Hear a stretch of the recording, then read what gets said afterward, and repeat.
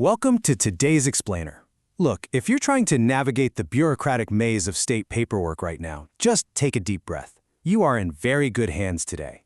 We know that dealing with the Secretary of State's office can sometimes feel, well, a little bit overwhelming, to say the least. But we're here to break the whole shebang down for you, step by step.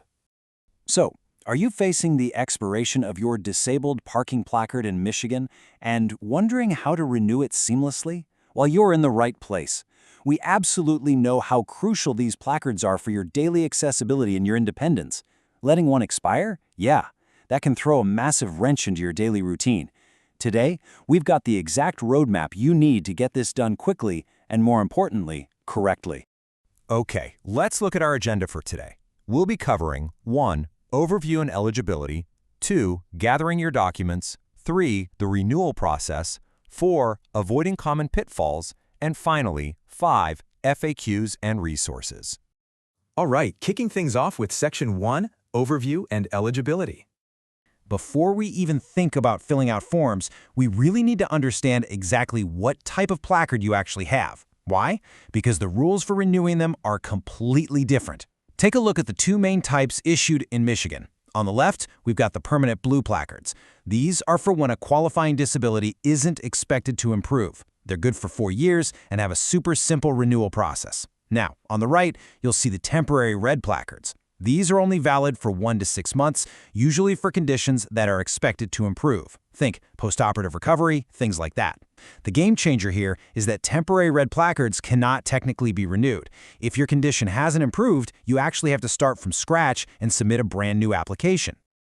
So, who gets approved? To qualify for either placard under Michigan law, a licensed medical professional literally has to certify that you meet some specific, strict medical eligibility standards. We're talking about the inability to walk 200 feet without resting, needing to use an assistive device like a wheelchair, walker, or cane, relying on oxygen, or having specific severe cardiovascular, lung, or arthritic conditions. It's not just a general request, it's a very specific medical criteria. Let's move right along to Section 2, Gathering your documents.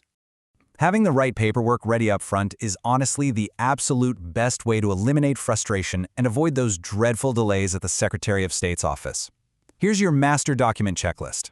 First up, Form BFS-108. That's the official Michigan Disability Parking Placard application. Next, you're going to need your valid Michigan driver's license or state ID number. And lastly, that all-important medical certification. Now, if you're just doing a standard renewal for a permanent blue placard, you usually get to skip the medical recertification. But for new applications, or if you're dealing with a temporary red placard, you absolutely need a doctor to sign off. Now, I really want to highlight this quote directly from the form. Part 2 must be completed by a qualified medical professional. That means your physician, physician's assistant, nurse practitioner, or chiropractor actually has to fill out that section. And here's a pro tip for you. If you're using an online telehealth service, or maybe a doctor who's licensed in a state other than Michigan, you must include a physical photocopy of their out-of-state medical license with your form. If you don't, they'll reject it right out of the gate.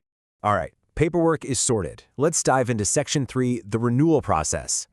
Let's see how this works for you permanent blue placard holders. Honestly, you've got the easiest path here. You get a nice 45-day window before your expiration date to renew online.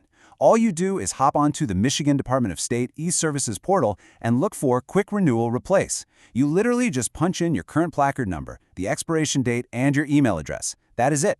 The state processes it and mails your brand new blue placard right to the address on your driver's license. Easy peasy. But what if you've got a temporary red placard, or hey, maybe you just prefer doing things the old-fashioned way? You're going to use the mail or in-person route. Just remember, for temporary red placards, you have to fill out a brand new Form BFS-108 along with a fresh medical certification. Once Part 1 and Part 2 are totally filled out, you've got two choices. You can mail the physical document to the Internal Services section at the Lansing P.O. Box, or just schedule a visit and drop it off at any local Secretary of State branch office. Moving right along to Section 4, Avoiding Common Pitfalls. This is where applications usually get snagged or where folks end up facing unexpected fines just because of simple misunderstandings. Let's tackle a huge one, free parking. Having a disability placard definitely lets you park in designated accessible spaces, but it absolutely does not automatically mean you get to park for free at public meters. To get that park, you specifically need the free parking sticker. It's a little yellow sticker that goes directly on a permanent blue placard. And heads up, temporary red placards don't even qualify for this. Getting your hands on that yellow sticker requires a completely separate medical authorization on your form. The criteria are super strict and focus entirely on upper body mobility or extreme debility. By law, you must be physically unable to insert coins into a meter, unable to reach 42 inches above the ground, unable to approach the meter because of a wheelchair, or unable to walk more than 20 feet. Your doctor has to specifically check the free parking box on Form BFS 108 to get you this exemption. Okay, here's another common pitfall, or, well, more of a panic-inducing moment. What if my placard is lost or stolen? Or maybe it's just damaged beyond recognition way before it's time to renew? Take a deep breath. Do you actually have to start the whole medical evaluation process over again? Thankfully, no, and the fix is surprisingly cheap. Standard renewals and original applications are completely free in Michigan, but replacing a lost or stolen placard, it only costs a flat $10 fee. You can easily request this replacement online through the e-services portal with a credit card, or you can just walk into a branch office, pay your $10, and they'll hand you a duplicate placard right on the spot. So what about road trips? Can I use my Michigan disabled parking placard in other states? We get this question all the time.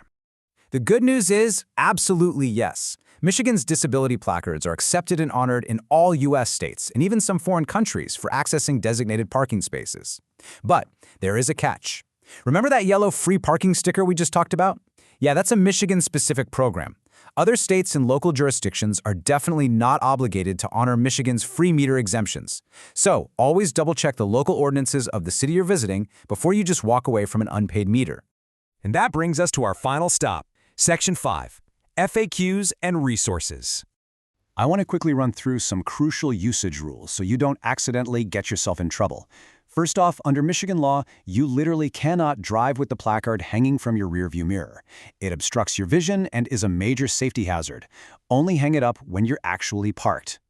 Also, it's a misdemeanor to lend your placard to anyone else if you aren't physically in the vehicle with them.